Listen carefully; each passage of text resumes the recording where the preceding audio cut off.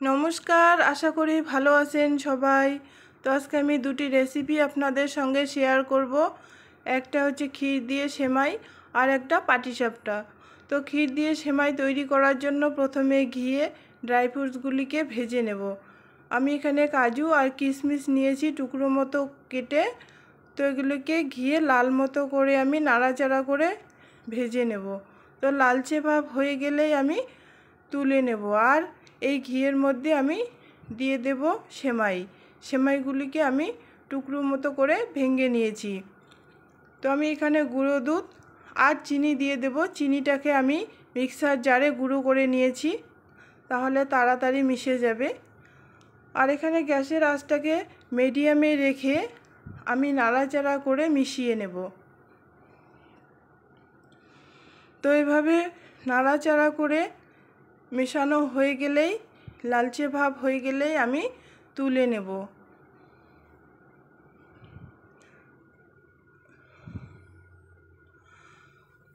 তারপর ক্ষীর তৈরি করার জন্য আমি দুধ দিয়ে দেব। এখানে যে কোনো দুধ ব্যবহার করা যায়, আমল হোক আর গরুর দুধই হোক। তো আমি এখানে আমল দুধ নিয়ে নিলাম আর গুঁড়ো দুধ দিয়ে দেব। আর এখানে কর্নফ্লাওয়ার দিয়ে দেব, এটা আমি গুলে রেখেছি। আর ক্যারামেল মিল্কটা দিয়ে দেব।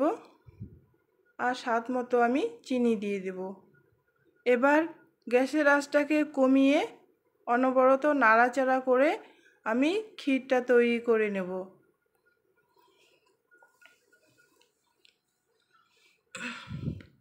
এবার গ্যাসের আঁচটাকে মিডিয়ামে রেখে এভাবে সমানই নাড়াচাড়া করে ক্ষীরটা তৈরি করে নিতে হবে।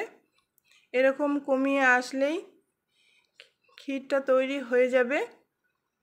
একটু ঠান্ডা হলে আবার জমে যাবে। তো এভাবে বানানোর পর প্রথমে আমি নিচে একটা সেমাইয়ের লেয়ার দিয়ে দেব। তারপর গরম ক্ষীরটাকে আমি দিয়ে দেব। এভাবে ক্ষীরটাকে আমি দিয়ে উপর দিকে আবার সেমাই ছড়িয়ে দেব। তো সেমাই দেওয়ার পর আমি উপরে ড্রাই ফ্রুটসটা দিয়ে দেব। আর ড্রাই ফ্রুটসটা দিয়ে ভালো করে চেপে দেব। তো এভাবে ঠান্ডা করে খেতেও ভালো লাগে, আবার ফ্রিজে রেখে খেলেও ভালো লাগে। তো এইভাবে ট্রাই করে দেখবেন, সেমাই খেতে খুব ভালো লাগে ক্ষীর বানিয়ে।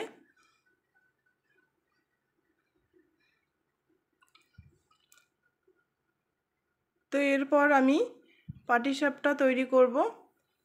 পাটিসাপটা তৈরি করার জন্য আমি এখানে চালের গুঁড়ো নিয়েছি। 2 কাপ চালের গুঁড়ো দিয়ে দেব।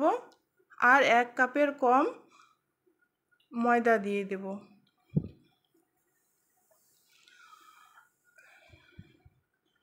শুধু চালের গুঁড়োতে ফেটে যায়, এর জন্য আমি ময়দা দিয়ে দেব অর্ধেকেরও কম। এরপর আমি এখানে দুধ দিয়ে দেব। অল্প অল্প করে দুধ দিয়ে আমি মিক্স করে নেব।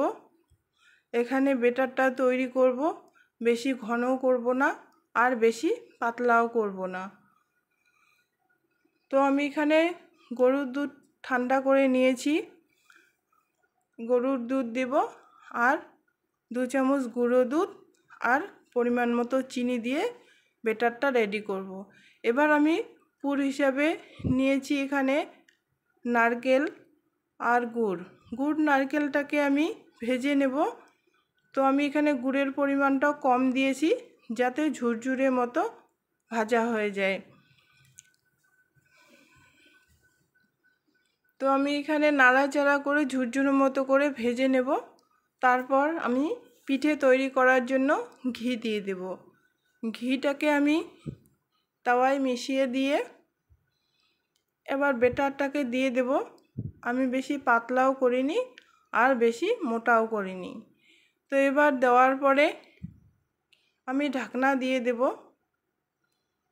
আর দেখব উপরটা শুকিয়ে গেলেই আমি তুলে নেব। এবার আমি কুড়টা এক সাইডে দিয়ে দেব। এক সাইডে দিয়ে আমি মুড়িয়ে নেব। পাতলা খুন্তি দিয়ে এভাবে মুড়িয়ে নিতে সুবিধা হয়, এর জন্য আমি পাতলা খুন্তিটা ব্যবহার করছি, তো যাতে মোড়াতে সুবিধা হয়।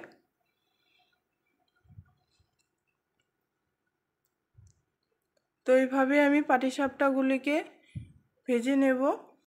শুধু চালের গুঁড়া দিয়ে ভাজলে পিঠেটা ফেটে যায়, এর জন্য অর্ধেকের কম পরিমাণে ময়দা দিয়ে দিলে আর ফেটে যায় না, আর পাটিসাপটাটা মোড়াতে খুব সুবিধে হয়।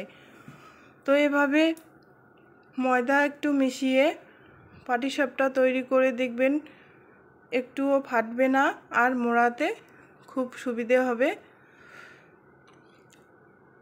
তো আমি এভাবে এক সাইডে কুড় দিয়ে সব পিঠেগুলি আমি ভেজে নেব।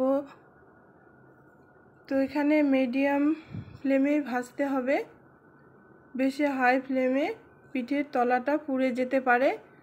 তো এভাবে আমি মিডিয়াম ফ্লেমে সব পিঠেগুলিকে ভেজে নেব। তো এভাবে নরম তুলতুলে পাটিসাপটা তৈরি হয়। তো এভাবে খেতে খুব ভালো লাগে। তো এভাবে বানিয়ে দেখবেন, খুব ভালো লাগবে আপনাদের। তো ভিডিওটা কেমন লাগলো, ভালো লাগলে একটা লাইক দিবেন। আজকে আমি এই পর্যন্ত শেষ করছি, দেখা হবে আবার নেক্সট কোনো ভিডিওতে। ততক্ষণে আপনারা ভালো থাকবেন।